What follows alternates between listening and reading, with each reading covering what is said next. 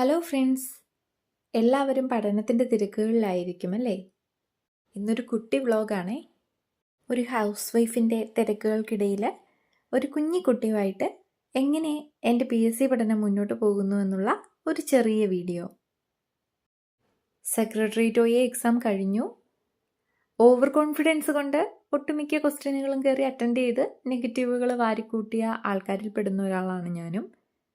Provisional key വന്ന് അത് വെച്ച് ആൻസേഴ്സ് ഒക്കെ ചെക്ക് ചെയ്ത് അത്യാവശ്യം ഡെസ്പായിട്ടിരുന്ന 2-3 ദിവസങ്ങളായിരുന്നു കഴിഞ്ഞു പോയത്.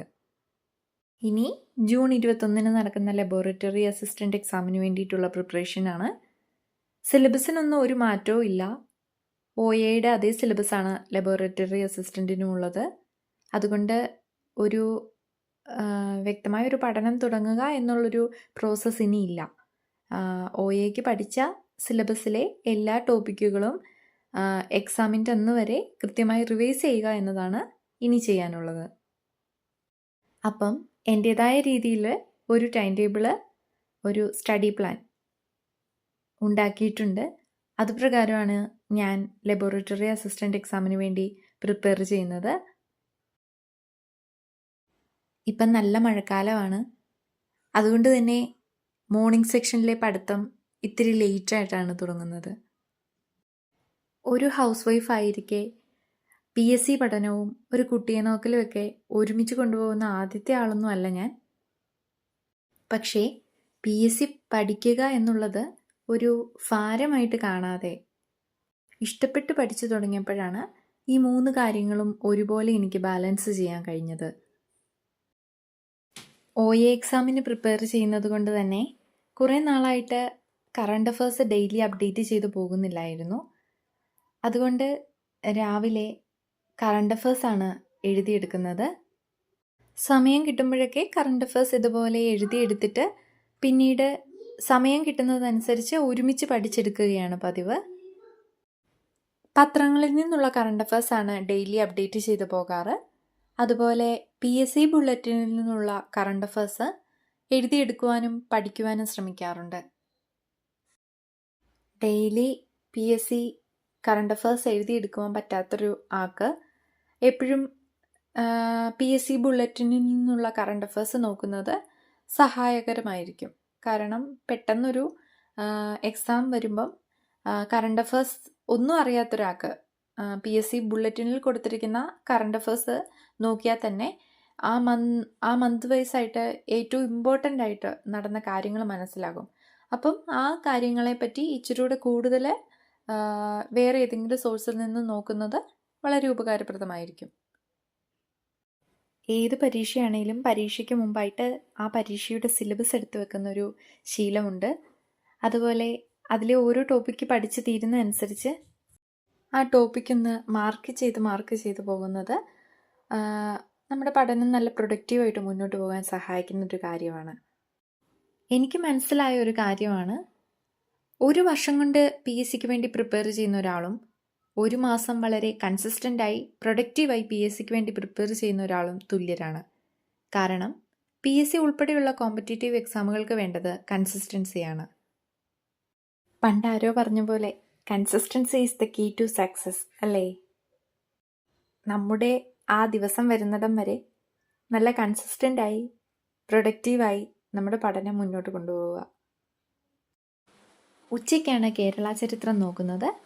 ആധുനിക തിരുവിതാംകൂറിൻ്റെ ചരിത്രം മാർത്താണ്ഡവർമ്മ മുതൽ ശ്രീചിത്തിര തിരുനാൾ വരെയുള്ള രാജാക്കന്മാരുടെ കാലഘട്ടമാണ് നോക്കുന്നത്. ഈ രാജാക്കന്മാരെ പറ്റി പഠിക്കുമ്പോൾ കൂടുതലായിട്ടും 4 പ്രധാനപ്പെട്ട രാജാക്കന്മാരെ പറ്റി ആദ്യം പഠിക്കുവാൻ ശ്രമിക്കണം. അത് കഴിഞ്ഞ് സമയം കിട്ടുന്നത് പോലെ ബാക്കി രാജാക്കന്മാരെ നോക്കിയാൽ മതിയാവും. മാർത്താണ്ഡവർമ്മ, റാണി ഗൗരി ലക്ഷ്മിഭായ്, റാണി ഗൗരി പാർവതിഭായ്, ശ്രീ ചിത്തിര തിരുനാൾ ബാലരാമവർമ്മ. ഇവരിൽ 4 പേരിൽ ഏതെങ്കിലും ഒരാളെപ്പറ്റി ചോദിക്കാത്ത PSC എക്സാമുകളില്ല. മറ്റു ചിലപ്പോൾ രാജാക്കന്മാരെ പറ്റി ആയിരിക്കുകയല്ല ചോദിക്കുക, രാജാക്കന്മാരുടെ പ്രശസ്തരായ ദിവാനെ പറ്റി ചോദിക്കാം. ഒരു ഉദാഹരണമായിട്ട് പറയുകയാണെങ്കിൽ വേലുത്തമ്പി ദളവ അവിട്ടം തിരുനാൾ ബാലരാമവർമ്മയുടെ പ്രശസ്തനായ ദിവാനായിരുന്നു. വേലുത്തമ്പി ദളവയുമായി ബന്ധപ്പെട്ട് കുണ്ടറ വിളംബരം നടന്നതുകൊണ്ട് തന്നെ വേലുത്തമ്പി ദളവ വളരെ ഇമ്പോർട്ടൻ്റ് ആയിട്ടുള്ളൊരു ചോദ്യം വരാനുള്ളൊരു ടോപ്പിക്കാണ്. പ്രാഥമിക വിദ്യാഭ്യാസം നിർബന്ധമാക്കിയ ഭരണാധികാരി ആരാണെന്നുള്ളത് എപ്പോഴും വളരെ റിപ്പീറ്റിംഗ് ആയിട്ട് ചോദിക്കുന്ന ഒരു ചോദ്യമാണ്. അതൊക്കെ റാണി ഗൗരി പാർവതിഭായിൽ വരുന്ന ടോപ്പിക്കുകളാണ്.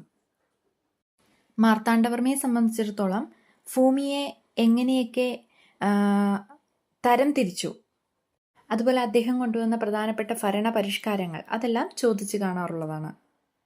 1865 പണ്ടാരപ്പാട്ട വിളംബരവുമായി ബന്ധപ്പെട്ട് ആയില്യം തിരുനാൾ വളരെ ഇമ്പോർട്ടൻ്റ് ആയിട്ടുള്ളൊരു രാജാവാണ്.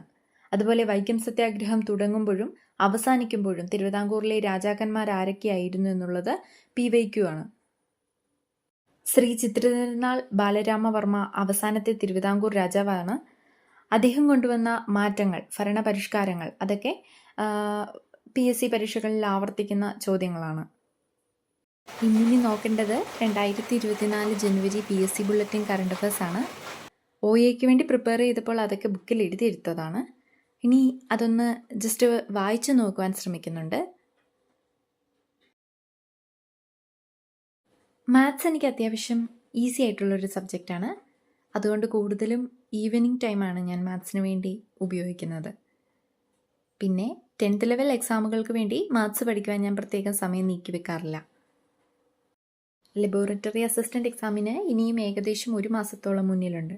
അതുകൊണ്ട് ഡെയിലി ഒരു ടോപ്പിക്കെങ്കിലും മാത്സിൽ നിന്ന് നോക്കി പോവുകയാണെങ്കിൽ എക്സാമിന് മുമ്പായിട്ട് മുഴുവൻ ടോപ്പിക്കും മാത്സിൽ നിന്നും കവർ ചെയ്യാൻ കഴിയുന്നതാണ്. PSC പരീക്ഷകൾക്ക് പ്രിപ്പയർ ചെയ്യുവാൻ പ്രത്യേകിച്ച് കുറുക്കുവഴികളൊന്നുമില്ല. Read, revise, restore. Happy learning.